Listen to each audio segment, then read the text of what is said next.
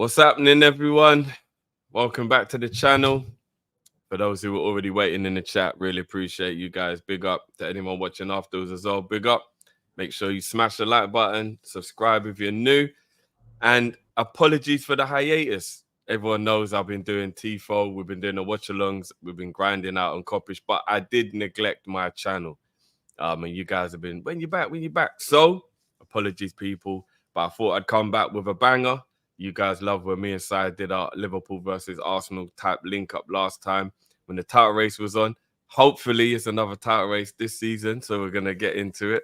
We're going to see what the situation is. And obviously, Sai's back. What's going on, bro? Yeah, man, happy to be back. I think this is like the 5th time we've done this now, around that. I don't know if anyone in the channel watches Saturday Night Live, but when you do your 5th appearance, you get like a Hugh Hefner type robe. So I'm expecting something similar in the post. I hear that. We'll sort something out, bro.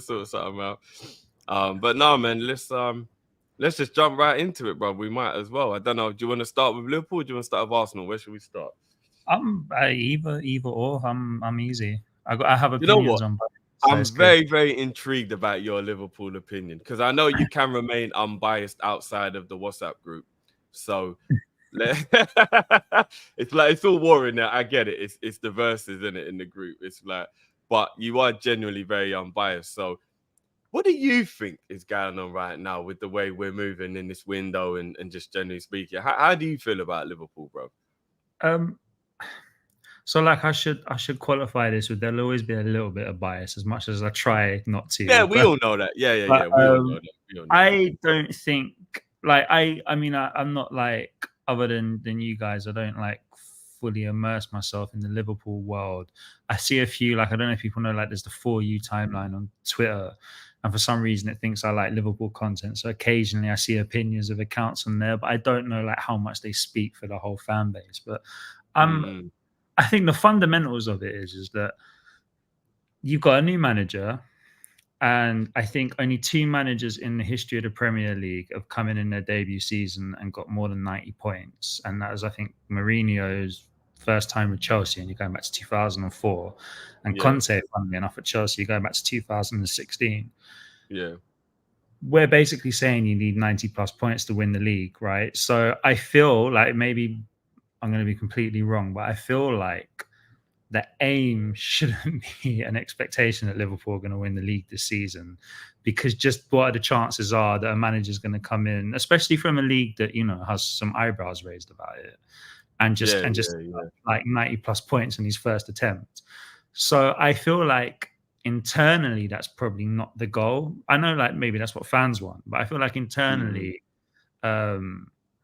that's not the goal. And the way I also look at it is like Liverpool have a new managerial setup on the pitch, and they have a new managerial setup off the pitch. And on top of that, there's been an international tournament. So I think it's difficult to expect signings on upgrades and to know exactly where the weaknesses are and where the strengths are. Like obviously you'll have some idea of it as a new manager, but you won't know until you actually see these players day in, day out. And like Liverpool have quite a bloated squad, in my opinion. But the difference between like when you normally talk about teams who have a bloated squad, it's usually like a bunch of deadwood in there. Whereas Liverpool, I think, have like a bloated squad of good players. Like not like, you know, some top players. Like we know Salah is one of the best in the world, but like Liverpool have a squad of good players. I don't think there are any bad players in Liverpool's squad. So I think that kind of in a way makes it even harder to just decide. Like, for example, if Klopp was still there, Klopp might be like, okay, well, I don't want him, and I want to replace them with him, and him, even though I know they're good, but I've been working with them for 2-3 years. I know this is what I want. Like, Slot doesn't know any of that yet. Yeah. And, like, I know Liverpool's backroom, like, the board has been quite chaotic for the last 2-3 years of people coming and going. So maybe that would have been, like, the issues you'd have with that might be similar now in terms of like there's a new setup. But I just think they're in a position where it's like, I think they probably need to sell to buy, and not from a financial point of view, but you can't just like hoard players. So, you know, you've already got a bunch of midfielders. Like if you're talking about, you know, a 4-3-3 or a 4-2-3-1, KOP-ish formations. Like I know they're fluid, but let's just use that as a baseline. It's all about 6 midfielders, 2 positions for each. Liverpool have that. They have 6 good midfielders. So it's like, what do you do? We've got about 9, including the youth players. I mean, I'm not even thinking about like Tyler Moore and ones like that. And then on top of that, like I know that like last season, my big thing was like Liverpool aren't going to win the league without serious DM. And I think there's probably a lot of talk about that. But now I'd imagine that's the feeling. But I don't think Liverpool need to win the league as much as people might not want to hear that. And secondly, the DM market's horrible at the moment. Like it's not a nice market to go in. We're in a similar situation. It's not quite the same, but like we would prefer a 6, but just like other than maybe Bruno Guimaraes, who's going to cost like £100 million. And, we'd probably argue he's not worth that. But he's like the only real obvious option on the market that you think would lift the team to kind of that elite status. All the other ones, they're not available. So then you're picking around a quality that Liverpool already have, even if they don't maybe have like an established DM in the traditional sense other than Endo. But so it's like, why are we going to sign this? It's like I saw people were in uproar when Liverpool didn't sign. What's his name? Is it Max Wafer or whatever his name is? The guy who went to Brighton.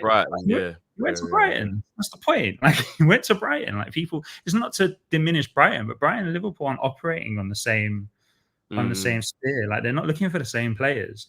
And him going to Brighton, like you think, okay, a player that done well in the Dutch league is now in Brighton. That makes sense. Like, why is he going to Liverpool? He shouldn't be.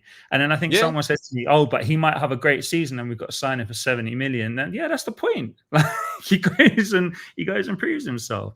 Like, you've got players like other players that might be available, like Adam Wharton, who I think, like, if he was available, that would be a good signing for Liverpool, especially because you wouldn't expect to make that signing to win the league, but you're basically securing a talent in that position. But like. Crystal Palace, Steve Parish at Crystal Palace, the chairman, has a reputation of being one of the hardest people to deal with. And they literally signed him in January on what I imagine would have been a 4.5 or 5.5 year contract. Like, they don't need to sell him for 80 million. They probably want 100 million for him. Yeah. That's not going to happen, is it? It's not going to happen because he doesn't need to move this summer. So I don't think there's particularly. I think Liverpool are stuck a bit between a rock and a hard place because they could do with upgrading their squad, but their squad isn't bad to the point where, in my opinion, the need for positions is glaringly obvious. I don't think that a title challenge is a realistic expectation this season. And a lot of people might disagree with that, and I might be proved to be wrong. And maybe that's a little bit of my bias speaking, but just purely on the point, I don't see a new manager coming in and hitting 90 points. With Liverpool in the first season, or more than Arsenal and Manchester City, especially Manchester City. But they're comfortably the third best team in the league. Comfortably. Like, if Liverpool don't qualify for the Champions League with that current squad, like, Slot's messed up. He's not done well, in my opinion. And then you're talking about the end of the season, what's Alonso doing? So, like, I think Liverpool are in this position where, if you want to challenge for the league this season and have that kind of like, what you've had over the last 6-7 years, bar a couple of seasons. Okay, I can see why it's frustrating. But if you like look at the long game here, and you give a manager a year to integrate into the role, like he's got a good enough squad to come third, to have a decent crack at playing well in the Champions League. Like if I was a Liverpool fan, I wouldn't be that concerned, to be honest. Just purely because it's not like these amazing players are moving to clubs and you're like, why aren't we signing them? Do you know what I mean? Like, these players don't exist. They're not available on the market. Yeah, no, I didn't, bruv. Look, Andres said it, a sensible Arsenal fan. There's not many of them, but I'm going to make sure. There's in real life. And big up John, as always, Glasgow Red TV as well, saying loving the channel, Drift. You'll never walk alone. Appreciate that, brother. Big up yourself. Hope you're blessed. Yeah, bro. See, here's the thing. Nothing you said sounds wrong, bad, and I kind of have a very similar feeling to what you're saying, bro. And I've been saying it, and a lot of people have been asking me why I'm so calm, and I have lost it a little bit on the odd occasion because, like, the frustration will always teep in. Because here's the problem, bro. We no longer have a manager who has the power. We now have a head coach and a director of football. And we've spoken about this for years about what we think is the best. And I remember one time when you did say, you're not quite sure Liverpool made the right decision to give Klopp like that ultimate power when it came to transfers, because you're more of a director of football type of fan. I mean, I was basically basing it solely on what I saw happen with Wenger, where he got so much power. It was like his judgment almost seemed kind of clouded. And I don't think Klopp having power like last year was an issue. My argument was more like, let's talk 5 years down the road and see how that's gone. But obviously he's left, so it's kind of kind of but for me, the thing that I worry about now is, of course, the manager has to see his players. And again, I try to like get people just to try and like calm down a bit if they do go too far. But again, I understand their frustration. So we've been going back and forwards as a community on like what's right, what's wrong, what's a good idea, what's a bad idea. And common sense definitely dictates that Slot has to see who he thinks can play the roles that he needs to do what we need to do. Because the gem might already be in the team and you save money. But like you said, what's the point in buying players? And it's quite funny because what you said, I've never actually thought about in so many words. But you're right. It's one of the first times and it's a bloated squad. But there's no real crap players in there, like you said, that you would consider. And again, with all due respect, like an Eddie Nketiah, where you're like, he's so obviously just got to go now. Like, we don't really have many of those type of players. So you're right. Although some people will say there are some. Well, yeah, you're never gonna people have their opinions and they're entitled to them, and some people don't like even when you just said it, I'm like, hold on, he's not that bad. Like obviously, like we. I'm talking more like in my mind when I think of bloated squads, I think back to like when Arsenal weren't doing very well and they had like Willian in their squad, and it was clear that like this was not a player who should be playing for us. When we had Mustafi, and I was like, this guy is not of the level to play for Arsenal. Like it was more kind of like you don't have any glaring holes like that. Like you have players that can be improved upon, and I think it comes down to the reality. And this is what we've spoken a little bit about this via text, and I've spoken to other Liverpool fans, and I understand why everyone on the Liverpool side gets defensive, because you kind of have to be. But my point of this was very much as like you had the second best manager in the world. Argue some might want to say the best, and you wouldn't have people like frothing at the mouth at that idea. Like there are two managers that were or are clearly head and shoulders above everybody else, and you had one of them, and he's left, and you're not replacing him with the other one, and that's a problem. That is like you can like cut it any way you want, but that's a problem, because anywhere you go is down. Like it doesn't just mean that you're going to be terrible. Like there was this moment where it looked like Alonso might take over, and after Klopp and Pep, you'd say, all right, well, who are the two managers on the world scene of football, the European scene, that like Arteta and Alonso, right? You're not going to get Arteta because he's at Arsenal. Alonso just made too much sense, but I think he was smart, personally, not to take the Liverpool job, because while it's not exactly the same as Arsenal, and I apologize that everything I reference is back to Arsenal, where it's all I know, really.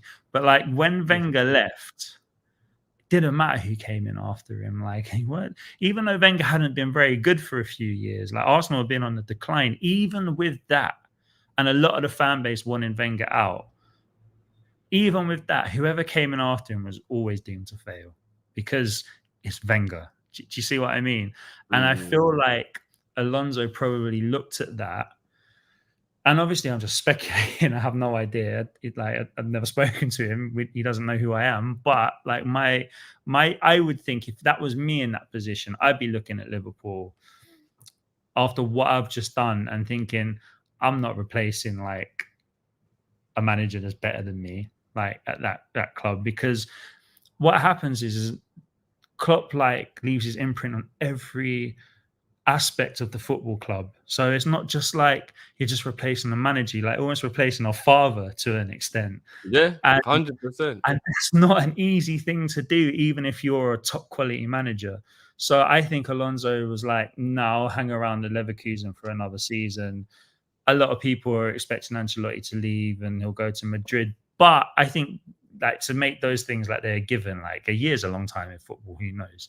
So like once he was out of the picture, Liverpool had to appoint someone. And for me, the only hope anyone can have about Slot, and I don't mean this to be disrespectful towards him, it's just because Edwards has got a good track record of doing good things at Liverpool. Because if it wasn't for that, if I was a Liverpool fan, I'd be underwhelmed that you're getting a manager from the Dutch league. I don't care what he's done in that league. He's coming from the Dutch league. He's not even one of the top 5 leagues in Europe. Like, we raise our eyebrows when players get signed from that country. Yeah, even if they come from Ajax, they get a little bit of leeway, but they're still it's the Dutch league, you know. So I'm sure like he's an excellent coach, and I don't want to be too harsh on him because you can't make these judgments before you've even seen it in action. But it all kind of leads into to me, it makes sense what's happening now, because like I don't think he's the kind of personality that's going to go in there and just be like, right, this is like, I don't want those guys. Like, he needs to find out himself by like training them and working with them. And it's not helped by the fact that, you know, there's still players away from international duty from the Euros that are still on holiday. So there's a lot of there's problems. But it's not even problems, but there's just there are, I think, good explanations as to why like it's not moving in the transfer market for Liverpool. It seems to me like the only person you've been linked with concretely in this whole window is, pardon me, is Anthony Gordon. Like, to me, that's the only link that's like been verified by someone. Bro, if we sign Anthony Gordon, I'm losing 30% of my hope. I love him, so we have a different. But yeah, I think he's quality. Bro, and I think he's just he is so underwhelming, bro. Oh my days, if we get Anthony Gordon. I mean, he's gonna cost you the best part of 70 million, so I hope he doesn't. This is what I'm saying, bro. Oh my god, I really hope Newcastle just dig their heels in and they just, you know what I mean? They're like, nah, you can't have him. And bro, if we see, here's the thing. As much as I totally understand why Slot is doing what he's doing, I'm starting to get frustrated. There's 2 days until it's the 1st of August, and we haven't even remotely come close to like signing a player. So I'm starting to get a bit angsty now, because there are still roles in the squad that need to be. Remember, we've lost some players as well. So even though we do have quite a bloated squad, Matip, for example, leaving means we should technically be buying a senior centre-back to replace him with. I get that, but like at the same time, you still got Kwanzaa, Gomez, Konate, Van Dijk, and that's before I start talking. I mean, I'm not really including like Nat Phillips and people like that, but that's 4 good centre backs. Like, to me, if I'm looking at squad building, I need to lose one of those, or I need to move Gomez to maybe the left back and sell. But that's the thing. Gomez is a utility man now, so he's basically like a jack of all trades now. Bigger than Arsenal's squad is at the moment. I mean, okay, on the assumption that Arsenal will sell Nketiah and Reece Nelson, like Liverpool have they have more defenders than we do. Like, we've got like 7 established defenders, but a lot of them can play in multiple positions. So even though Gomez is a utility player, the point is, like, if he came into a match at centre back for you, you're not like, oh god, Gomez is playing centre back. Do we have more defenders than you? I don't know. You lot got a lot of defenders now, haven't you? We've got sorry, we've got 8. I'm on the assumption that we're going to sell. What's his name? Jacob Kiwi. I can tell with name pronunciations. Jacob Kiwi. Yeah. I'm of the assumption we're going to sell him. So we've got the same amount at the moment, but I think we'll probably sell him. Point I'm making is, like, I think, like, I look at a lot of what Arteta and Arsenal are doing, and I think it's pretty modern in terms of how football teams are going. And it's not that, like, you know, there's a City are doing it as well. Like, lots of clubs are doing it. But it's about having players that can cover more than one position. So you don't necessarily even need a squad of 22 anymore. But Liverpool have a squad of like 22, 23, 24. So like they need to, at least from me looking at it from the outside. The other thing is like, who are you signing that's better than these players? Like, what centre-back out there is going to come in and, like, yeah, there are some centre-backs that are interesting, like the one at Sporting. There's the guy at Bayer Leverkusen as well. Hincapié and Ignacio. Yeah, but like, they're not. I wouldn't expect them to come in and just automatically be better than any of the 4 centre-backs Liverpool already have. So it's sort of like, and then there's the other thing. You could say, okay, well, maybe we should move on from Van Dijk and Salah, but that's quite a lot to do in a season where you're moving on from Klopp. So I kind of understand the slow burn approach to it.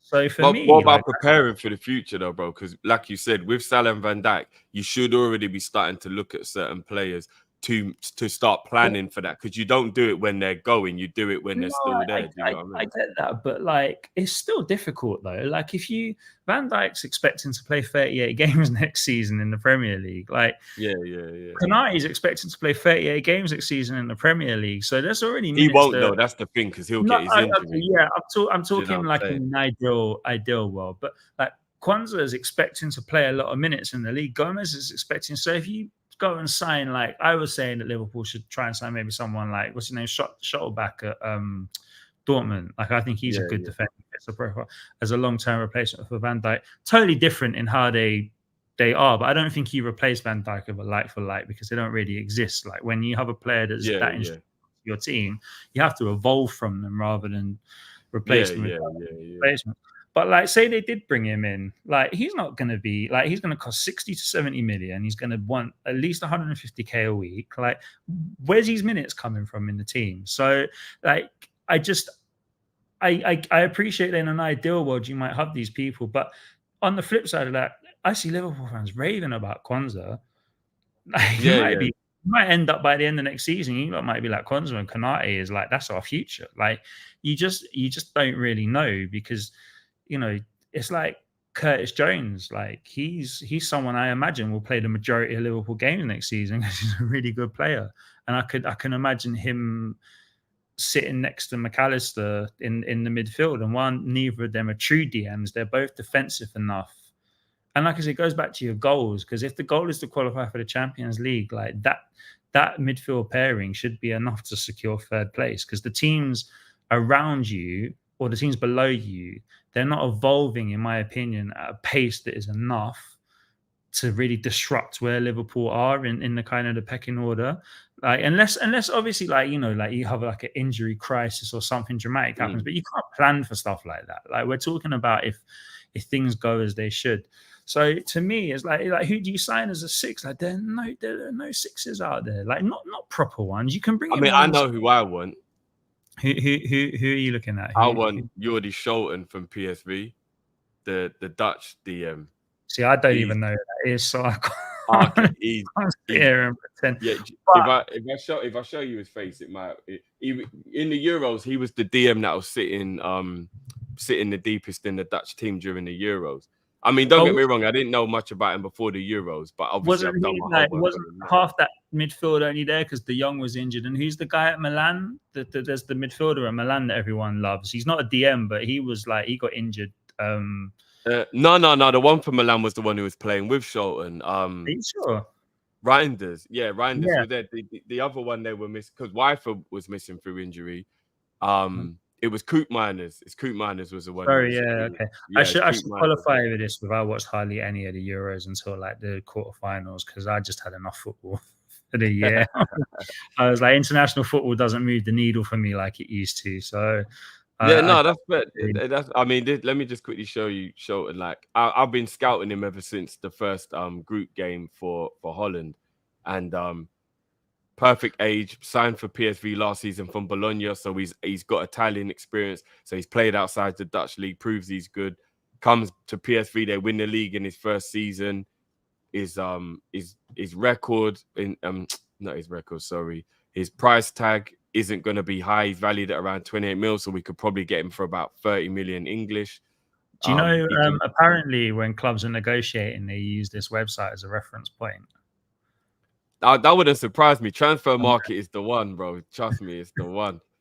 So there are some people within the fan base that do agree with me. Just a couple people are a bit skeptical, but 27 years old, like I think it'd be and if we're gonna look at the fact that Bajcetic and Morton are very good young players, buying a 27-year-old is perfect, because by the time they're ready in about a year or two, he'll be 29. You can maybe still get a resale value if you do sell him on. He's mature. He can help them.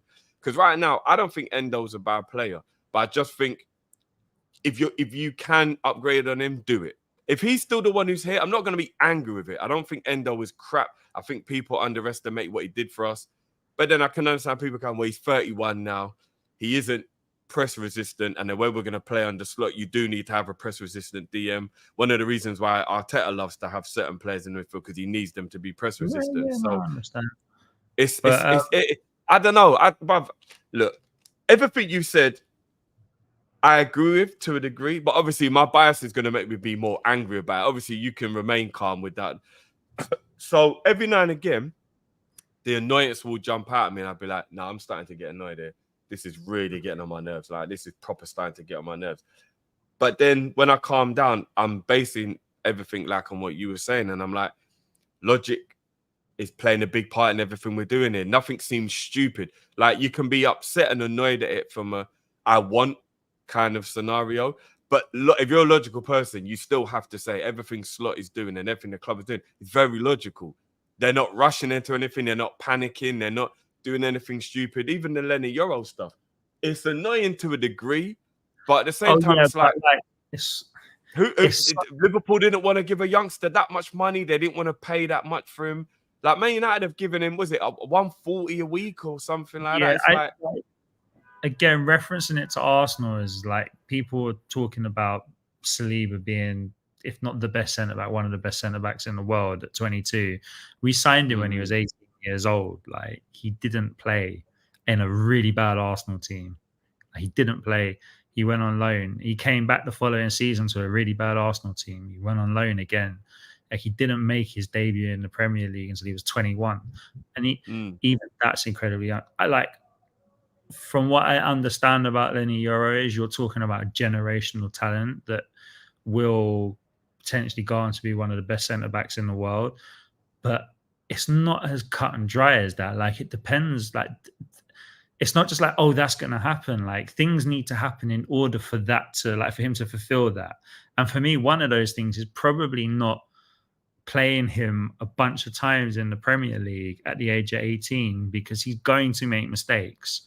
And they're gonna and it could break him, innit? It could actually break him. And he just owed too many minutes for his age. Like, I was arguing with someone about this in our WhatsApp group, and then because I was backing him, because my point, when this was before he was signed for the figures, it was when it was like people, you Liverpool and Madrid were after him.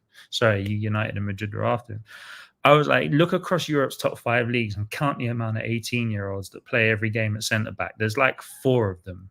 It's like, if you're doing that, there's something special about you, because that is not a young man's role.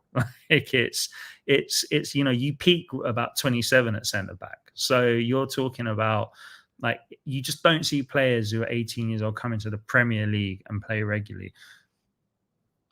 What Manchester United paid and what they offered him is just like, I get it. There's no doubt they secured potentially a generational talent, but you just thought that was the worst move out of the 3 for him, because it's career suicide going to Man United, isn't it? We have to be honest. Like Madrid and Spain is more unforgiving. He would have got good minutes at Madrid in a league where they're guaranteed to win 80% of their games. Like, at Liverpool, he would have been in an environment where he could have learned without the pressure. At Manchester United, he's probably, like, height-wise, their best defender. So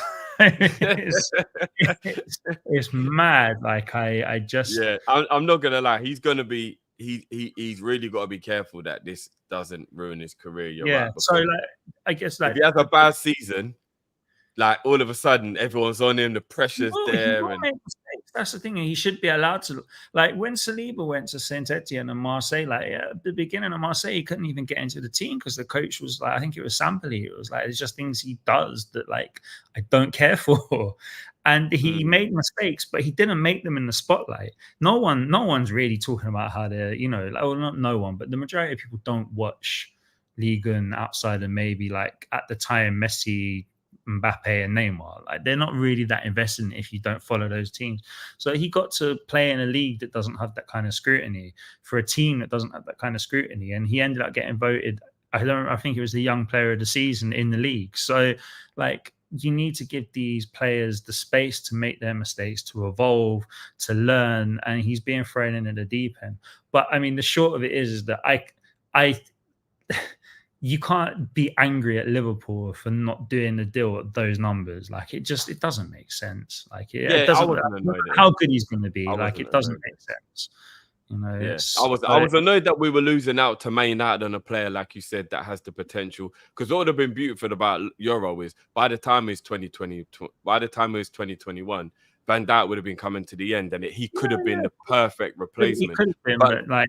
But like you said, I mean, even the slight arrogance of the player himself, that one of the main reasons he picked Man U is it was the only team who said, we'll guarantee you the minutes you're asking for. Like an 18-year-old shouldn't be able to tell a team, right, if I'm not going to play every week, I'm not coming to your team. Like, you're an 18-year-old, bro. We get you're talented, but at your age, you don't dictate the terms of what happens. In that position as well, because I think that the context of where they play on the pitch needs to really be taken into account. And there are just no 18-year-old centre backs playing in the Premier League. Like, there aren't. Like, tell me what 18-year-olds play regular game time in the Premier League. Go back 5 years and find me those players. Like, I don't think they exist. Well, I'm trying to think if there are any 18-year-old centre backs. I'm actually trying to think if there are.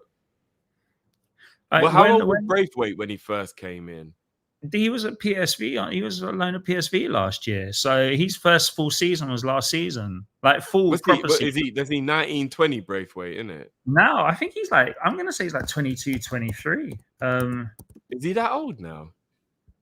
I'm basing this just on my hunch. Like I don't actually know for sure, but I know he is young.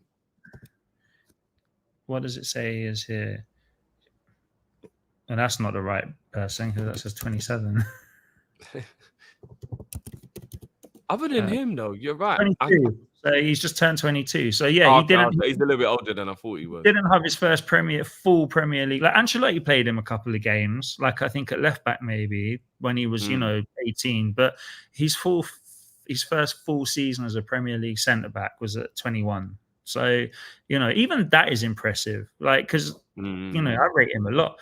Saliba 21 again, he's one of the best defenders around, but like really you shouldn't, like maybe Euro would have been playing regularly had he gone, like you said, they'd gone to Liverpool in 2-3 years, 2021, but 18, like it's an unforgiving league. You don't see it much in Europe in general, so it's not even just like it's the Premier League, but the Premier League is the best league in the world now. Like I know we used to say it a lot in the past and it wasn't true, but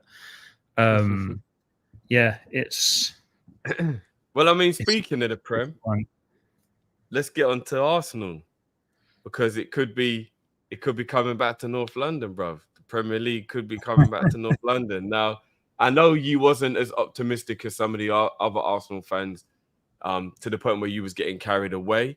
But obviously, I know deep down you was hoping that you was going to win it. Do you think you're better equipped the way you're going into the season now than you were last season, based on the fact that you did make some very, very good signings last year? Obviously, Timber and Rice, brilliant signings. You definitely look like he's ready to take on the league. 12 months, further down the line, City haven't really done much. I know they brought in that youngster, but they haven't really done much. You bringing in Calafiore, and as you said, it probably means Kiwior will be going. So you've upgraded straight away in that regard. How different do you feel now about your assault on the Premier League compared to when you was last summer, when you had like mega signings like Timber and Rice was like exciting? It was like big. It was a big deal. Calafiore is like, oh, wicked player, but he's just coming in quiet. Like there's no. How are you feeling? What's the difference like? And I think when we did this call around a year ago, I said with the signings Arsenal made, they should compete for the league, and it was off of a feeling that I thought they would, but also a little bit I hoped that they would, because obviously the previous season we just done it once. There was no kind of like evidence that we were definitely going to do it. They improved.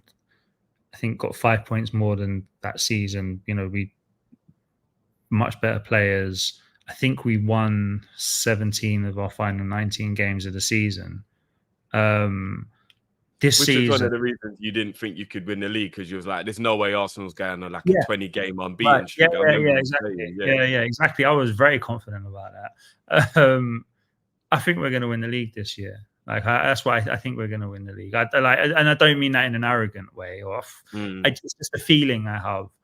I don't know if it's because I think we should have won it last year, and if we had some teething issues in the first half of the season, that ultimately cost us the league. People talk about the Villa game, and you can say in isolation, but actually it was the first half of the season trying to really figure out because Arteta wanted to. He didn't like last season. Everything was a lot like slower and more methodic. The first season we challenged was very kind of almost Liverpool-esque in that to suffocate teams, and we still suffocated teams last season, but it was a lot more end to end in the first title challenge. Whereas last season, like we dominated pretty much every match that we played, you know, like with the exception of City away, like we dominated pretty much every single game.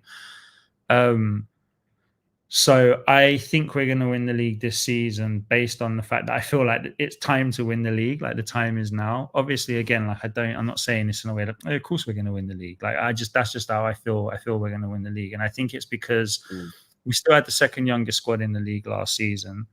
We like, you know, players like Saka, Martinelli and stuff, it's not like, they're reaching the peak of their powers. Like they're miles away from that. Like the squad is an excellent squad. It's well balanced. The problem issue that we had last season, I don't know how much you can call a position a problem issue when you conceded the least goals in the league by like the team closest to you, the best defense after us, conceded 5 more goals than us. So to say left back is a problem position is a bit kind of like, you know, first world problems. But he's identified an issue that we had at left back, because I think in Arteta's opinion, it didn't just affect left back, it affected the left side of the pitch, which affected Martinelli's output. He's identified that. And like you said, he's replaced Kiwior with Calafiori. I'm not going to sit here and pretend like Calafiori is the best thing ever. Like before the Euros, the only thing I knew of him was he went viral for this video after I think Bologna qualified for the Champions League. He's being interviewed by a female reporter, and his girlfriend like comes up to him and basically does that, marking her territory like on him, and she like kisses him on the lips and gives him a big cuddle, almost just like, this is my man, you know? Yeah, because that's attractive. So yeah, that literally, like when I was watching that video, I didn't even know who that guy's name was. I just remember watching that video. And a few Juventus accounts I saw on Twitter saying like, oh, if we get Calafiori, like he's gonna transform our team. Like he's like, it's like he's the ready to take the throne for Juventus's defense. And the accounts that were saying it, like quite respected accounts. But when they were saying Calafiori, I didn't know it was that guy from the video. Do you see what I mean? So I knew nothing about this dude. I watched probably 10 minutes of Italy in the Euro, so I can't even say like I watched him at the Euros and thought he was good. However, like we're at the point now when Arteta's making signings, I'm not thinking he's signing bums. Like I'm imagining these players, there's a plan for these players. So it's funny enough on the comment there, like, you know, Gaz in our WhatsApp group, he was before we basically had an argument where he was talking about Calafiori being potentially one of the best defenders in the world. I'm like, he's not even the best Italian defender, because I was like backing Bastoni. Gaz loved him. Yeah, but like, so the fact that he's ended up at Arsenal is quite funny. But I think we're probably going to sign Mikel Merino, who personally, like, I'm not that big on that signing, but I get it. Like, I can understand where it fits within the squad. I think ideally Arsenal would like to sign Bruno Guimaraes. They thought they were going to be able to do a deal for about £85 million.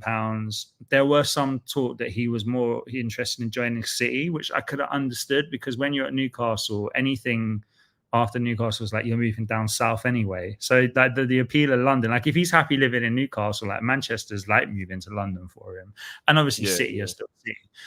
So I was never like sure how definite that deal was. But it doesn't look like it's going to happen now, because they sorted out their PSR issues. I think some Arsenal fans got excited about the idea of signing Frenkie de Jong, but first of all, like, he's injured indefinitely, and secondly, apparently he's the second highest paid player in football. So Arsenal don't just go and give out second highest paid player in football wages to their signings. So only Man United do madness. Exactly. And that's working really well for them. So, like, I think, like, the signing of Marino makes sense to me, because it's an interesting one with Arsenal last season because we got really lucky with injuries to players like Rice, Odegaard, and Saliba, but we got really unlucky with Thomas Partey, Jurriën Timber, and even Tomiyasu. I mean, Jurriën Timber basically played the first half of the first game of the season, and the second half of the last game of the season. So when I say he's like a new signing, it's not even like that cliche. Like, he is actually a new signing for us because he's played 190 minutes of Premier League football. Thomas, I think the game plan last year was to have Thomas Partey as the 6 and Rice kind of acting as a double pivot and the number 8, because obviously his engine allows him to do that, and then having Odegaard. A lot of people are saying Thomas Partey's finished because of his injury, and he might very well be. Like, he was definitely struggling for the last 5 games he came back for towards the end of last season, but he still played all of them, which I think shows you how highly Arteta rates him. And I was looking, like, I think it's 31 now. I know this isn't obviously a like-for-like comparison, but when Pep did the 100-point season with Man City, Fernandinho, who was the number 6 that played pretty much all their games, was 32. So this idea that he's 31, like, maybe he is going to struggle, but he's always been somebody that when he comes back from injury, it takes him a while to pick up speed.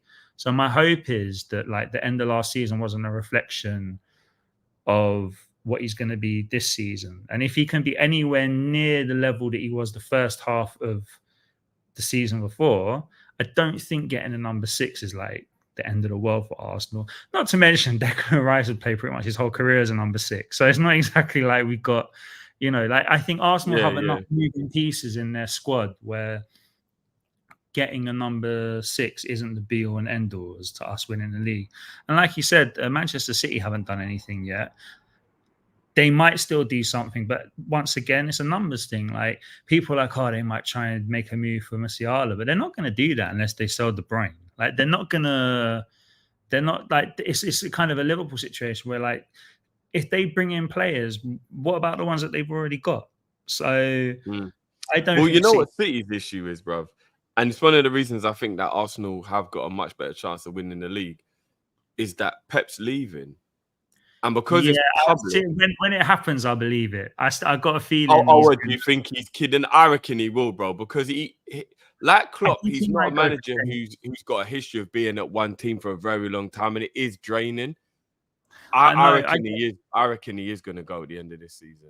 I hope you're right. My fear is that unless he takes like a really long break, that there's nothing really left for him after City, unless he wants to go to Liverpool. But like, there's nothing, There's no real, like, the Premier League's become so dominant just from a financial point of view. Like, it has the most money, therefore it is the best league. Like, anything he goes to outside of that is really a step down, unless he's interested in international football. But international football doesn't hold the same prestige as it did, 10 years ago. Part of me wonders if he might decide to stay for 10 years and just do, like, even it out. And like, I saw a quote where he said, like, we're going to sit down in the autumn and we'll have a real think. And that's already different from what he said at the end of last season. So I'm kind of like, I'll believe it when I see it, but I hope he does. Because I think, does that change things? If he is leaving, it adds pressure, like what happened with Klopp, where, like, it's the last season and you want it to end well, but then they've just gone and done the 4-peat with a treble in there. Like, how much more are these players going to actually be motivated to keep going? I agree. I completely agree. And a lot of that squad is, they're at their peak. They're not sort of coming into their peak. They're at their peak. A couple of them are off the other edge of the cliff now. De Bruyne, for example. I want to be careful because it's still Manchester City and I still expect them to get 90 points and whoever finishes above them will win the league. Like, it's not like they're going to have a disaster season. I would love Arsenal to have a Liverpool 1920 season where they just come out the blocks and they just blow everyone apart, and Manchester City have a couple slip-ups, and by the time that's happened, they're like, we're not catching you. I would love for that to happen. And it's funny because I see some Arsenal fans, not ones I interact with personally, but like on social media, who are like fuming that we're like not signing world-class players that don't exist, because now is the time. And I think to when Liverpool won the league, they signed Adrian, and Elliot and Seth Vandenberg as 16-year-olds. Yeah, exactly. And then I think that the season Arsenal, and I'm going back a long way here, so these aren't obviously direct comparisons, but when Arsenal went invincible, like they did two things that summer. They signed Jens Lehmann to replace David Seaman, who had retired, who had left at 39 years old, and they took a attacking midfielder who sometimes played on the right and moved him to centre back, and his name was Kolo Touré. And they went unbeaten the following season. So this idea that like that team's good enough to win the league. It got 89 points. It conceded the least goals in the league from the data point of view. And I know obviously it doesn't matter on the pitch, but they had the best metrics across the league. Like that team is good enough to win the league. Manchester City haven't gone and signed 2 or 3 players that you're like, that's just taken them to a whole new level. So I don't think Arsenal, like the whole thing around this summer's been like, we don't need ceiling raisers, we need floor raisers, because you know he didn't really give minutes to Emil Smith, or he didn't really give minutes to Nketiah in the second half of the season. Reece Nelson hardly got on the pitch. So if he's looking at someone like Mikel Merino, who's got, I think he's like Arteta loves these duels, isn't it? That's the joke amongst Arsenal fans is like, I need to win my duels. Like all my players need to win their duels. Like these duels, everything is win your duels. And Mourinho has won the most duels in Europe by a distance. Like not just like in every league, like he's top of those charts. People forget that he played for Newcastle, so it's not like he's come into the league completely, you know, like not ready. I didn't even remember that actually. Yeah, he spent a season at Newcastle under Benitez. He's played in. Yeah, Dortmund. I'm remembering it now. You're saying it, but yeah, I totally forgot about that. So I think it's a good squad player. Like it's a good squad signing. It might solve the problem of Martinelli not getting much love. I looked at the stat the other day. 41% of Arsenal's attacks went down the right side because of that kind of synergy between Saka, Odegaard, and Ben White. It's perfect. They don't have that. Like they had it with Zinchenko, Xhaka, and Martinelli to an extent, but Zinchenko, I think we've kind of moved past him as a starter. Like I still think he has his uses in the squad, but we've moved past him as a starter. Yeah. And like the number 8 was a bit of a tricky one for us last season. Like we ended up with Declan Rice, but the plan was for Havertz to play there. So it just didn't quite work. That's what I mean. The first half of the season, like we were figuring it out, and we lost 4 games in the first half of the season. I remember saying to some like friends of mine at Christmas, I was like, we're not going to win the league unless we basically have a perfect second half to the season, thinking that we weren't. And then we did, bar one match, but those are the levels, aren't they? But yeah, I think Arsenal are in a really good place. I would imagine the players are really hungry to go one further than last season. I don't know if I'm just hyping myself up, but it has a bit of a feel of the Liverpool season when they won the league. I'm not saying we're going to get 99 points, but it has a feel in the we came so close, we missed out just by a point, like or 2 points or whatever. Right? Here's the thing that a lot of Liverpool fans will always go to though is even though the players were good enough that maybe we could have still done it, winning the Champions League didn't deflate anyone. Because remember, we came that close, but we won the Champions League. So, and then we bounced into the next season, just hyped off the Champions League. And I think that's why we just annihilated the Premier League that year as well, because everybody was just so buzzing. Do Arsenal is there any worry within you of like, what if there's a few players who are starting to get a few doubts? They still believe in themselves and they're young or whatever, but that 2 years of being close, like, is there any worry that the doubt creeps in a bit, or maybe you've hit the ceiling and you might stay at the level, but that level still obviously isn't good enough to go one above City, or is there no feeling of that at all? I don't think so for a couple of reasons. One is if any players like that were like that in the squad, they wouldn't be in the squad. Like I don't think Arteta has standards that allows that kind of thing. We lost to Brighton 3-0 the season before last. And I remember Arteta doing the interview afterwards, and he was like, I learned some things about my players today. And then, like, the next thing, he's signing David Raya to replace Ramsdale. And he's like, do you know, like, this isn't someone who suffers. And I love Ramsdale. It's not a dig at him. But, like, my point is, Arteta is not someone who suffers fools. Like, if he doesn't think you're going to give him what he wants, he will dispose of you. Like, I think after Arsenal gets success, that's something that actually could be an issue. And Arsenal fans are here saying, Arteta's too harsh. He just treats players like they're his toys, and he doesn't want them, he throws them out. because he does have this, like, he'll put his arm around you, give you all the love in the world, but as soon as you're not of any worth to him, like, he doesn't care about your life. Like that, at least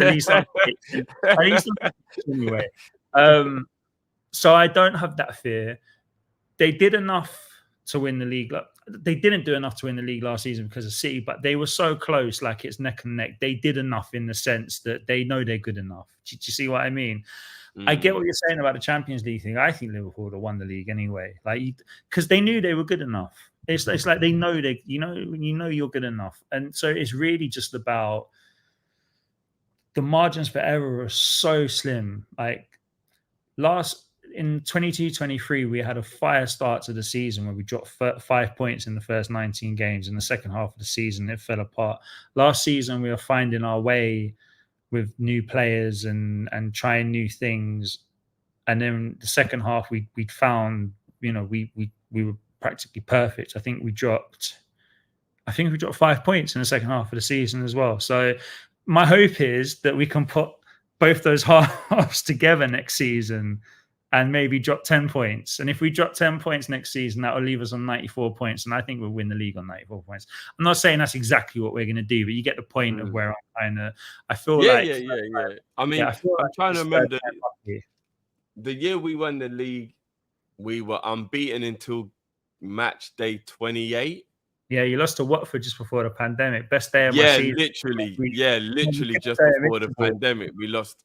And that was a weird day. I don't know what happened that day. But yeah, I remember we were unbeaten. We only drew one game away at Old Trafford in the first 19 games. So like we won 18 out of 19. But we were relentless. That's why I think we were 11. No, by Christmas, I think we were 14 points ahead of City, I think, at Christmas. And it was like, that's unheard of. Do you know what I mean? For a team.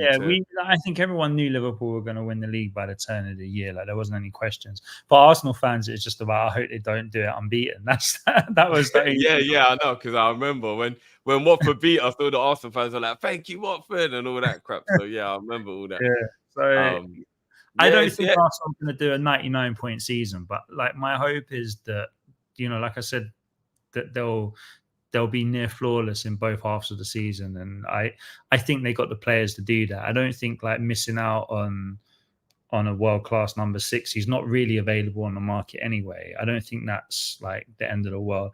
I think that after it looks like they're going to sign Marino. Obviously, it's not done yet, but it looks like that's going to happen, which I imagine he'll replace Smith Rowe in the squad, and I imagine he'll get more minutes than Smith Rowe. By the way, he scored the best header I might have ever seen in my life. He's 6'2". Like I said, he loves the duels. Like he's a duel monster. Did you see his goal at the Euro? Yeah. I saw the winner. Yeah. But if that ain't top 3 best headers I've ever seen, that header was sensational, bro. I don't know if it's just because he looks a tiny bit like him, but he reminds me like Edu in the Invincible season was like our third central midfielder behind Vieira and Gilberto. He didn't get much love because he wasn't like one of the players you think of, but he played a lot of games that season. Edu's 6'2", nice left foot, strong, aggressive. Like, do you think this is his way of trying to correct the Vieira mistake, which we have to admit is probably? You mean Fabio Vieira? Yeah. Because he probably thought Fabio Vieira would have been that utility player and do this and do that. Yeah. So, I mean, they're totally different players in how they operate. But I think in an ideal world, Arteta would have sold Vieira and kept Smith Rowe because he loves Smith Rowe. The thing is, Smith Rowe's pure profit on the books at 35 million. We signed Vieira for 30 million. There's no market for it at 35 million. If we want to lose Vieira this season, it would have to be a loan because no one's going to sign him for. I don't think he'll sell him this season. I don't think he'll loan him this season. But I am sort of expecting him to fall behind Nwaneri, even with my pronunciations against even Nwaneri in the pecking order by the end of the season. And I think he'll probably, but that's the challenge to him then now, isn't it? Like, because he has shown moments where you're like, there's clearly a player there. But I think with Marino, like, I mean, Fabio Vieira's like 5'6", 5'7". Marino's like 6'2". One is a kind of player attacking midfielder. The other is a defensive midfielder / central midfielder. Like, they're entirely different profiles. But I would expect Marino to play more games next season than Smith Rowe and Vieira did combined last season. So I Yeah. expect him to How have do a you feel about Smith Rowe leaving, an academy product, very talented footballer? like. I just want to win the league now. So what has to be done has to be done. But yeah, I love Smith Rowe, and like him and Saka, like that was the we were like we were terrible, and then I think it was 2020 2021 I think, and we were like on a 7-game losing streak. And he changed things up. He brought Smith Rowe in, beat Chelsea 3-1, and that was kind of the beginning of what's led us to where we are now. As mad as that sounds, like you're always going to have a soft spot for an academy player. Smith Rowe is actually a very good player. It's not even like we've got the blinkers Bro, on. I've argued with a lot of Arsenal fans. I think he's naturally more gifted than Saka. Yeah, I mean, again, they're so different in how they play. Like they offer completely different things. But Smith Rowe, his technique is exceptional. I mean, I guess why they called him the Croydon De Bruyne when he was younger, because He's a very, very talented player, man. Very unlucky that he's just injuries. Injuries basically messed it up for him at Arsenal, and the team evolved as he was on the sidelines. And when he came back, it wasn't the same team that he was in. I believe if he hadn't got injured, he would have evolved with that team, and he'd still be there now. And we didn't necessarily want to sell him this summer, but he has got to a point in his career where by the end of this season he'll be 24. Like he's thinking, I can't be playing 300, 400 minutes a season. Like, I need to go to a team and play football. Yeah. So this isn't like, oh, we think he's rubbish, we've sold him. It's kind of like, well, he wants to play. We'd love to keep him, but we can't give him any guarantees because he's homegrown for the whole PSR reasons. He shows us pure profit on the books. Like it's a deal that makes sense for everybody involved. I'm really sad to see him go. I would prefer him to stay over Vieira, or I at some one point last season, I was like, if he could get fit when we weren't sure about the number 8 role, I was like, he can make that his own. Like, so I love him, but like I said, I want to win the league now. So what's got to be done? There's no room for sentiment, is there? It's well, I mean, I still can't help throw the sentiment in on my end. You know what I'm like, bro. There's yeah, I know you get way too attached to play. I think I definitely get like that attached to a Saka. Like if he ever left, I think I might like have a day of mourning. But other than that, like I'm with Arteta. Like you're disposable if you're not doing what you're here for, because I want to. It's you got to have the trust in your manager, haven't you? If you believe your manager's doing the right things, and we're at this very kind of purple patch of Arteta in a moment where he can do no wrong, to the point that he's like going and signing a 28-year-old central midfielder from Spain. And while a lot of people are like, I don't know about this, it's like, but if Arteta wants it, it must be good. Do you see what I mean? Whereas if we had been making this move after just finishing 7th, we're like, what are we doing? Like, why are we so? So it's always about the context. Yeah, 100%, bro. But I mean, it's going to be intriguing. It's going to be very intriguing. Obviously, we'll keep this going throughout the season as well. So hope you lot enjoyed it. We'll be revisiting it, and I mean, I hope we're rivals again for the season. I remember we made the joke because I remember when I think we was about maybe 5 points ahead of you at the time, or maybe 3 points ahead of you at the time, or whatever. And I remember you messaging me. It's like, my heart ain't ready for a Liverpool Arsenal title race, because remember, like, it wasn't. I mean, it worked. Like it finished in a way that no one won, because it's so funny, and I think this is a lot to do with Manchester City standing in the game, especially with like maybe slightly older fans in terms of like where we kind of sit in our football supporting history. That it's just hard to look at Manchester City as anything other than a team that just won the lottery. And I'm not taking away anything that, like, if you're a Manchester City fan, especially if you were there, back in Division 2 when they were playing Oldham, like, I'm not trying to take away anything from what they experience. And if I was one of those fans, I wouldn't care either way. I never quite understand why they get so defensive. Like, I wouldn't care. But like, it all got to the point where it was like, it's one of Arsenal or Liverpool are going to win the league, and I can't handle it if it's Liverpool. And then like what kind of happened in the end? Like nobody won really because Manchester City won the league. And I think us, and I think the media do this as well. Like it was kind of like I forgot about Man City because it's just the urgency isn't there with Manchester City. Like Liverpool battling Arsenal for the title is like it's even like all the pundits. I mean they're older than us, most of them. So like even there's history there with them that they remember. Like Anfield '89. It's real heritage. If we had a real to the last day of the season, Arsenal versus Liverpool title race, it's real heritage. It's not exactly. this make-believe crap City have just come along with. Like it's like, and I think everybody deep down knows that. You're right. Everybody kind of deep down just thinks fair play to them, and they've been absolutely sensational in what they've achieved in the last 5, 6, 7 years. But they're still just lottery winners. And even winning the lottery got them the best manager, who's the reason they're doing this. Because without Pep, they're not doing this. They could still be City and have all that money, but without Pep, they still wouldn't be doing what they're doing. Do you get what I mean? So, like, yeah, they are kind of just like the kids who inherited the trust fund, so to speak. But yeah, exactly. And people say like, oh, but Manchester United spent the same amount of money, but they're not well run. Like Manchester City are well run. The whole point is if you've got that kind of money to play with, you have everything going in your favor. So when people look at Manchester United, they're not like, oh, Manchester United has spent all that money, but it's just so damn difficult. They're like, how have they kept on messing this up so much? You see what I mean? It's like I think what's happened at Chelsea in the last 3 years is one of the maddest things that's ever happened in football in terms of failure, and I can't believe it doesn't get anywhere near as much scrutiny as it does.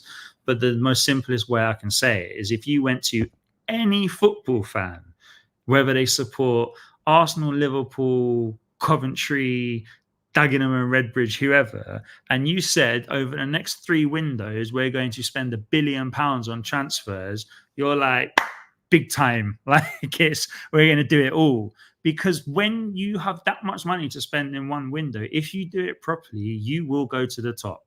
So the fact that Chelsea have done that and managed to get worse is truly like it's almost unfathomable. Like I don't have the words to kind of describe just what like can you swear on this channel? Is that all right? Yeah. What a fuck up that is. Like it's every possible fuck up you can imagine and then double it, like triple it, like quadruple it. It's shocking. It's like, and it doesn't get mentioned that they spent £1 billion. And I know they say, but we sold players well, but that's not the point. My argument is you've invested £1 billion into your team. Doesn't matter how much money you made. You've invested that much money into your team and you made it worse. Like it's almost impressive. It's so bad. And no one talks about it. The media don't really talk about it. Like fans, it has propaganda under the radar, innit? It really has. I think it's one of the biggest cock-ups in football history in terms of just like how have you managed to be in such a position of privilege where you've got this much money and you've just messed it up so much that even now you're still looking at Chelsea and you're just like it's just a clusterfuck there. Like they have good players, don't get me wrong, but nowhere near the level they should have when you got a bid. Because like Chelsea also were coming from a position of they were in the Champions League. They just won the Champions League recently. Like they had a good squad. Like it's like you spent £1 billion making your team significantly worse than what it was. And I can't believe people don't like laugh at them more, write more columns about it in papers. Like it's just the maddest thing I've ever seen. And don't get me wrong, like I love every second of it. I just wish it got more attention than it did.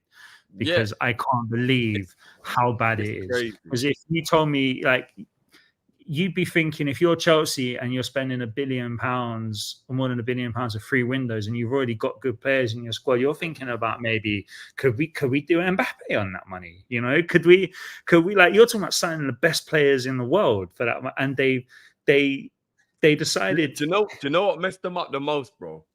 They don't scout their own players. They just go and see who everyone else is looking at. Because they're so, like when I say Manchester United are badly run, like they look like a tight ship compared to how Chelsea operate, like behind the scenes over the last 3 years. It's truly like it's like a lot of clubs like now, like they look at Arsenal and what Arsenal did in terms of investing in youth. And like only like I saw a thing today where a line where someone said apparently Liverpool only want players 24 and under, and I was like, oh, that's what Arsenal did. Like fair enough, it makes sense. But Arsenal had Thomas Partey in their team. Arsenal had Granit Xhaka in their team. Arsenal had players like Cedric Suarez, who wasn't a very good player, but was still an experienced player. They had Leno in their team. Like they integrated youth. And what they also did is they signed young players with experience. Like they signed Ben White when he was 23, but he had a season at Brighton. Like they signed Odegaard, who'd basically been playing since he was 15. Like they did it. I didn't just go and sign a bunch of young players. Like Chelsea just gone and signed a bunch of players who are 22 years old with hardly any experience playing at the top level, and just put them all together and have removed all the experience from their squad. And like you're just not going to. Like, it's wild, isn't it? It's actually wild. It's mad. Remember when Alan Hansen said you don't win anything with kids? Like, he wasn't wrong, because like Manchester United didn't just win things with kids. They had Eric Cantona leading the line. They had Peter Schmeichel. It's like they had experienced players. If I'm not mistaken, they still had Bruce Pallister. They still had like all the experienced players. You know what I mean? Chelsea had Thiago Silva, and that was it. And that was the extreme. Like, he was too old. Chelsea need to have probably 3 or 4 28 to 30, 31-year-old players in that team that can, when those young players come in, they like, this is how we do it. When things are going wrong, don't worry. Like, I've been through ups and downs, I know. And you can't even really go and buy those players and bring them into the club. Like, you can, but they don't have that experience of being at the club. It's just, it's seriously, it's just so. And then you have to talk about the type of characters. Like, I might be wrong, but like Raheem Sterling, who they did sign, he was a little bit older, he doesn't strike me as necessarily, it's not that he couldn't be that kind of role, but I don't think he's got much interest in it. Maybe like it's not his same way. Like, if that was me, I wouldn't really have that much interest in putting my arm around people and going, I just want to get on with what I'm doing. Like, do you know what I mean? So that's not even a dig at him, and I might even be wrong, but the point is like they tried to sign Koulibaly, who everybody knew at the time was not going to come in the Premier League and like light it up. He hadn't even been that good for Napoli for 2 seasons. Like, it's just every decision. He left Napoli way later than he should have. They saw Arsenal going after Mudryk and thought he must be good, and they did it. Like, Arsenal had a plan for him. I'm not saying he would have been sensational for us, but we had a plan. Chelsea just signed him and like, right, what is it you did? They let everyone else do their scouting, bro, and then they just jump in and steal the player. They took Casido, who was like ripping it up at Brighton, and it took him 3/4 of a season at Chelsea to start looking half decent, because he came into that and was just like, what is going on here? Like, I can't. And now I'm looking at, like, they signed Dewsbury Hall from Leicester, who I rate him as a player. I don't think he's bad, but like, I don't know. It just, they took the Leicester manager and then signed Leicester's best player. Like, that's your strategy. I don't really. I don't get it, man. And I saw him being linked with Osimhen today, who is a striker that I obviously rate, and he's a good striker, but there's still something about him that makes, like, it doesn't feel like they're just like, what's the name? You know, like, what's the deal that we can do? Like, it doesn't feel like there's any strategy behind what they're doing. And if you don't have, it doesn't matter if it's football or running around a park, man. If you don't have a strategy, like, things will not go well for you. If you just do things blindly. And yeah, I can't believe they don't get anywhere near as much. The only reason I think that they don't is, and it goes back to what I said about Manchester City as well, is because they're not a real club. I don't mean that to be disrespectful, but it's just not the same scrutiny. If you're Arsenal, Man United, and Liverpool, you get so much scrutiny. One bad result and the papers are like tearing up your badge and like saying like it's crazy. Chelsea just don't get that kind of, because like they're still new to a lot of people. Like, I get if you're like a 17, 18-year-old, even 20 up to maybe 25, like, you probably only know Chelsea as one of the best teams in the world. But a lot of the people in media, especially, who run these narratives, like, they're much older than that. So they know a time before it. And I think there's still this element of like, well, yeah, Chelsea aren't like, they're like synthetic, you know, they're not like. I mean, they were the original Man Cities.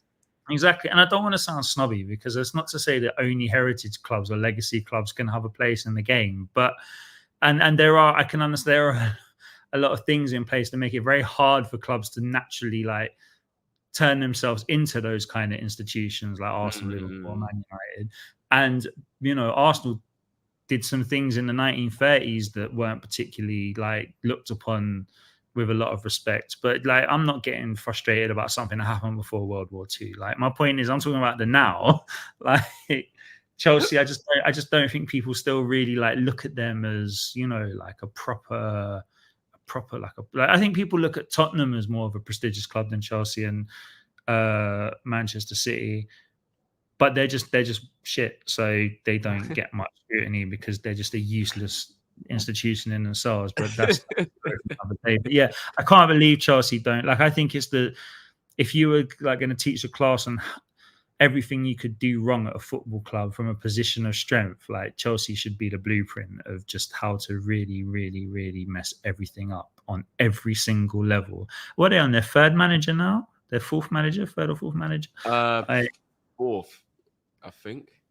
They had Lampard, then they had Potter, then they had.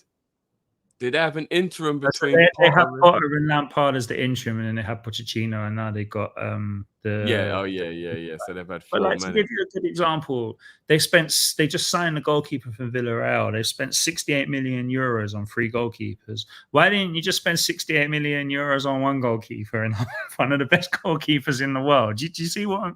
Do you see my point here? Like, they bought him, they got Sanchez, and they bought someone from the MLS. Like, these are not Chelsea players if we're talking in the last 15, 20 years. Like, they're not. They could have gone and signed Diego Costa from Porto. I know it's not like, I know it's a football manager and they can just sign who they want. But, you know, they had Tuchel was there when they started. So, yeah, they're on their 4th manager. Yeah. So they're on their 5th manager now. Oh, yeah, if you include Frank Lampard, it's unbelievable, man. It's really unbelievable. I can't, like I said, I love it, but I wish it would get more attention. Because and the funny thing is, the Chelsea fans themselves are making it hard to be bothered because they're not bothered. It's like the way they're just letting it happen. You see, like, if we could see them crying and being angry, it'll probably make us laugh. Yeah. But they're even just an acceptance of, like, yeah, we had 2 decades of absolutely sensational football under Abramovich. He's gone. All right, it is what it is. Do you know what I mean? We're back to where we were before. Like, it is what it is. Because this is what they were doing before. Being around 6th, 7th, 8th, that was always Chelsea. That's the Chelsea we grew up knowing. That, you know, that Chelsea that was always in and around there. Maybe pick up an FA Cup here or there or whatever. Yeah, they were a cup team. Did pretty well in the league, but they were never like a real threat until obviously Abramovich took over and Mourinho came in. But yeah, I just like, and I look at, that's why when I talk about Liverpool and I say that they should comfortably finish 3rd, is because, like, I don't see Chelsea improving that much. Like, they might improve, but I don't see them improving that much.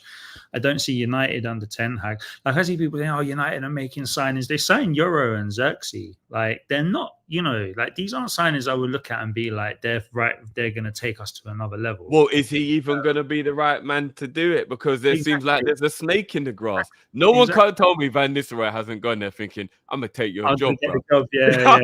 So it's already toxic at the top already, bro. It's like, yeah. Come. It's like, bro, you know he's just going to top boy you and take you out, right? Like, it's crazy. I don't blame Ten Hag for staying because, like, what else is he going to do? And he's probably getting a good pay, and he still probably backs himself that he's going to turn it around, especially as he had a pretty decent first season. But the way they disrespected him by interviewing other managers and going, "Do you know what? They weren't as good as we thought they might be, so we're just going to stick with you," is so, like... They basically jumped on dating apps for a couple of months, and when they didn't get any matches, they're like, "Babe, do you know what? Let's just stay together." That is exactly what happened.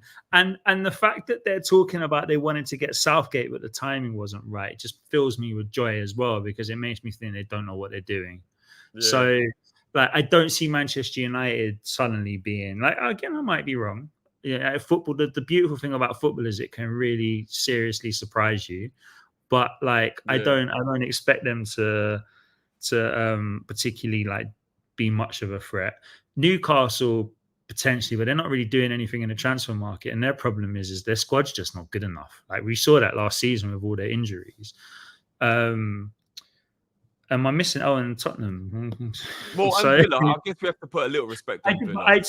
I think I was saying this to a Liverpool fan today, actually, talking about number 6 is, like, I think Villa, like, they might do well. I don't expect them to improve on last season though, and you could be looking at a time in 12 months where Kamara, the DM there, who's top quality, Liverpool are like, oh, well, Villa just finished 7th. We finished 3rd. Like, he's 75 million. There's our DM. He's 24 this season. Next season, he'll be 25. Like, that's our DM sorted. Do you know what I mean? So, like, there's, like, and they had to lose Luis because of the whole money thing, so he went Juve because they had to balance out the books. And they're stuff. not like Onana looks like a good player, but he's not moving the needle. Like, I don't think he's better than Luis. I know they're very, very different in how they operate. Yeah, no, I agree with you. Luis is better than Onana. He scored like 10 goals. I saw he got like double figures in goals and assists last season. Like, he's a top.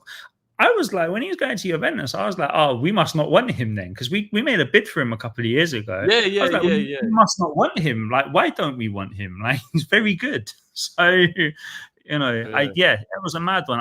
When that rumor came up about him going to Juventus, I just thought it was just one of those things, you know, and you see like the Italian papers love to do their crazy transfer rumors, and then like he goes there, and I'm like, what happened? It was the unfortunate. It was them falling victim to all of this PSR and FFP and all that. And I get that, and that's what I mean. Like, I can understand. That's why I don't want to sound too snobbish when I talk about like Arsenal and all, because I can understand like Villa are like, well, how do we get to that?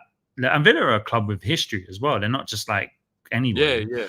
I understand that, so I don't want to be like I'm being too harsh on Manchester City by saying they're not a real club. But what I mean is, when things go wrong, which they rarely do for City, but Chelsea is an example, is like the press just don't seem to care, and the press are the ones that drive the narrative most of the time. When I say the press, I don't mean the papers. I'm talking about your Gary Nevilles and Jamie Carragher's on Sky Sports, your YouTube channels with significant followings. They're just not bothered, because I think Arsenal, Liverpool, Man United being rubbish is money for them. You know, I'm not saying they're winning it on, but it's money for them. Chelsea being rubbish is like they don't have the fan base to facilitate that kind of like interest on that level. It's just like, I agree. Especially City. I know Chelsea have a much bigger fan base worldwide now because of what happened under Abramovich. They had a head start on City of definitely. Yeah. No, I agree. And also like Manchester City as well. Just, I don't know, man. I just don't think teams that wear like sky blue should be serious football teams.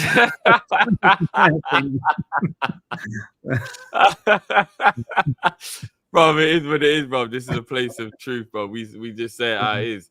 It is what it is, man. Like, I'll say it openly and endedly. I respect everything about what they're doing. Pep Guardiola's the GOAT for me. But it's fuck Man City all day, every day. It is what it is, bro. But you already know, bro. I feel the same way about Arsenal. I feel the same way about Man United. I feel the same way about Chelsea. Funny enough, you've always kind of noticed it. The only team that doesn't really bother me is Tottenham. They're the only team that doesn't.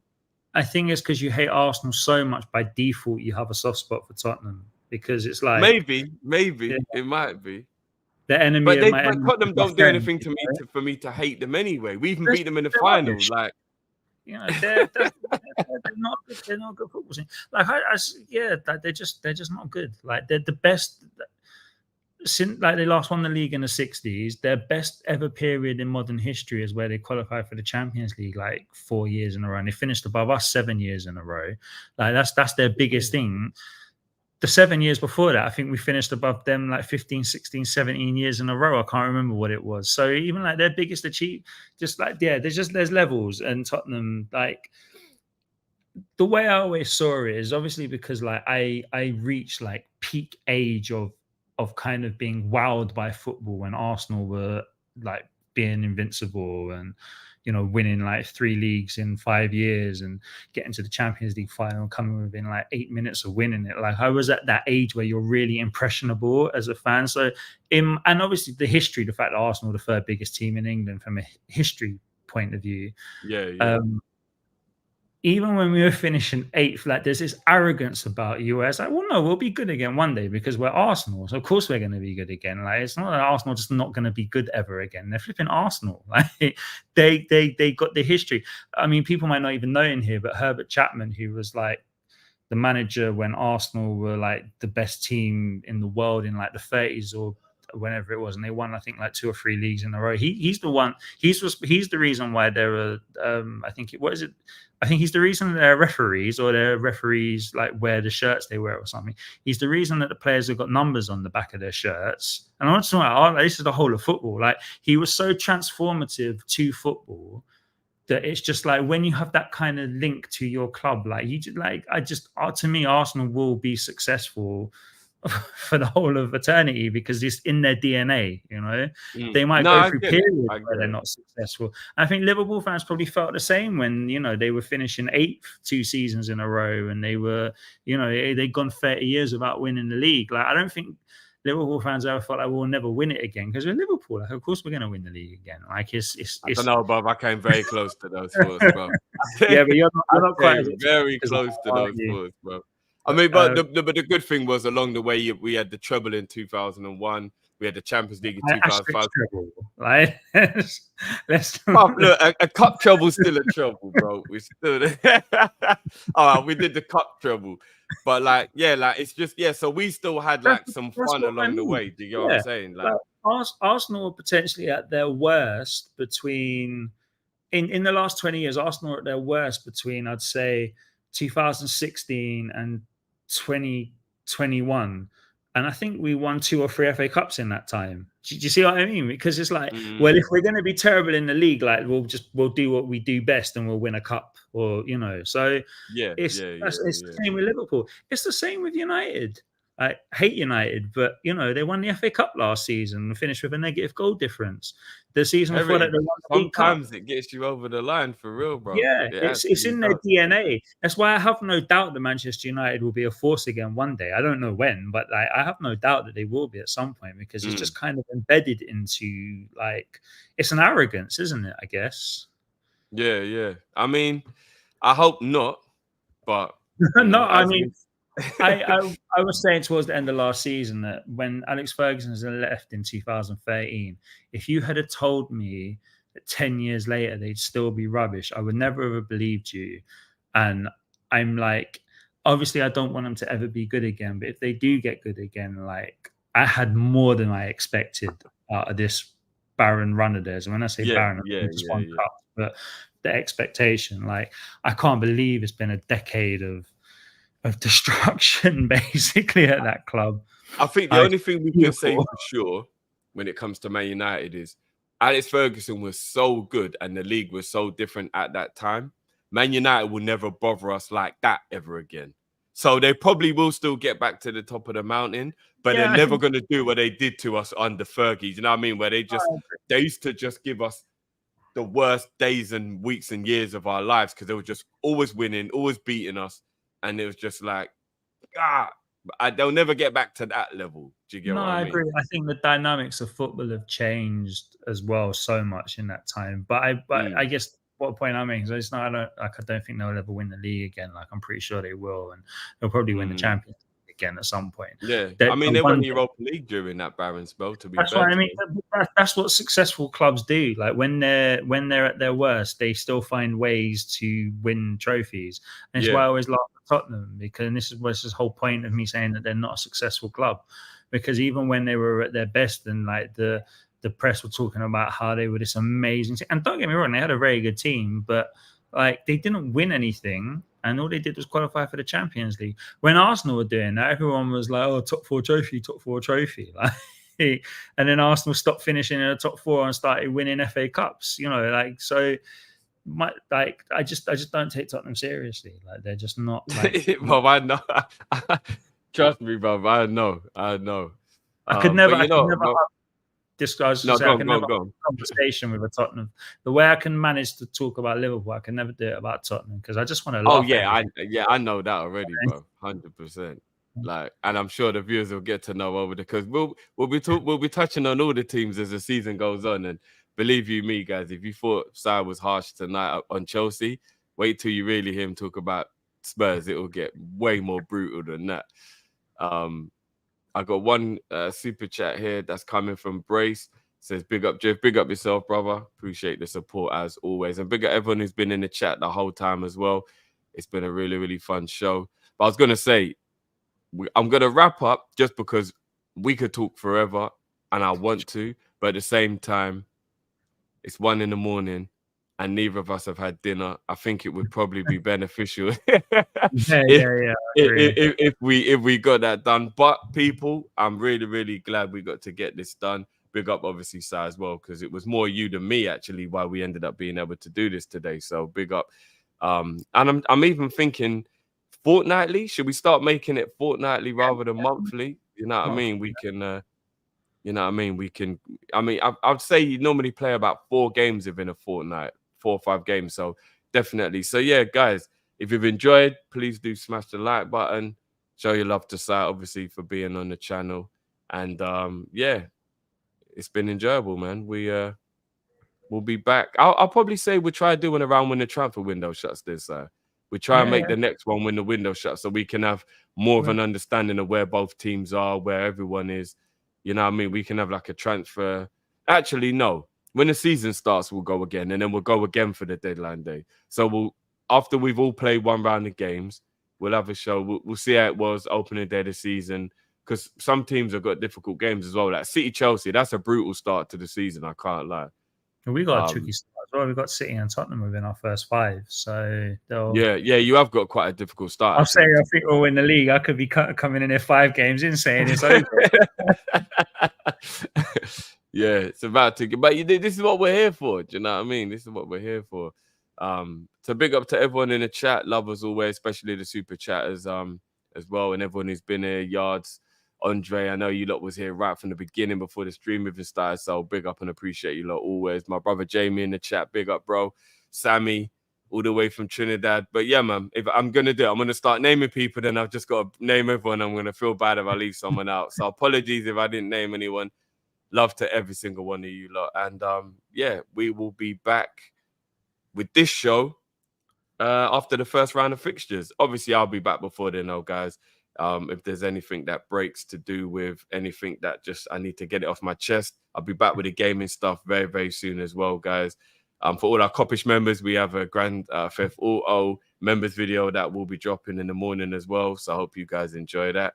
And back tomorrow, Tifo, for the Liverpool game. When have we got you in the pre? Oh shit, it's you lot tomorrow, isn't it? Initially, this is going to be a preview of that, but you can't really preview a friendly, right? Because I don't know. Yeah. You know what?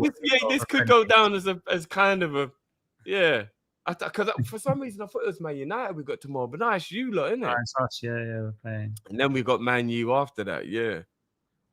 Nah, flipping hell. So we'll see how tomorrow goes. I'm not bothered by preseason. Are you bothered by? No, I mean, if we lose, I don't care. If we win, we're gonna win the league unbeaten. No, preseason has always been about finding your fitness. You can't our preseason wasn't particularly good last year, and we had our best season in 20 years. Like, you can't make that much of it. You can't take that much of it. Like, I just seen someone saying about Martinelli, and I agree, but at the same time, like, I'm not getting carried away because, like, I think as fans we tend to watch these things thinking that, oh, they're like in the same shape they are halfway through a season, and they're not. So like, we have to kind of understand these are players finding their fitness. So even though Martinelli looked good, like, if you'd have seen the team Manchester United had on in the second half, I hadn't heard of like 7 of their players. So I think like, pinch of salt. This is all about finding rhythm. That's all the preseason. Yeah, no, 100%. I don't care about preseason. It's just good fun to see a team playing again. I think there's something that I love about preseason is, like, I can watch it without pressure. Yeah, it's probably the only time you ever get to watch your team without worry, innit? So yeah, like when we went 1-0 down to United on Saturday, I watched the game live because I'm that kind of fan. Staying up, grown man staying up, watching a 1 a.m. kickoff, and I've got 2 children. I need to sort my life out. But yeah, when we went 1-0 down, well, we're all the same, bro. We're all the same. I was like, oh, this is fun. Let's see how we get back into it. You think we went 1-0 down to Manchester United in the league? I'm thinking this is fun. Let's see how we get back into it. I'm screaming at them, telling, like, during those 90 minutes, I'm saying how much I hate them all. So there's something quite relaxing about watching preseason games that you don't have to. There's no pressure behind it. So I enjoy that aspect of them. But yeah, like, the results don't matter. Yeah, no, they don't. Unless you're Chelsea, you lose 4-1 to Celtic. Fucking hell, Chelsea. And draw Man. 2-2 with Wrexham. Yeah, Actually, that's I think they're mad. playing Manchester City as we speak. Oh, are they? They might be. Let me see. No, maybe they're not. I'm not sure. I saw something about them playing a game, and I thought it Yeah, was. I'm sure I did actually see No, Chelsea they're playing. Man City are playing Barcelona, so they're playing them on the 3rd of August. I might do a watch along for that. You know, I actually might do a watch along for that one. That would be fun. But yeah, once again, big up everyone in the chat. Love as always, people, man. Smash the like button, subscribe if you're new, and I'll catch you on the flip side, people. Peace.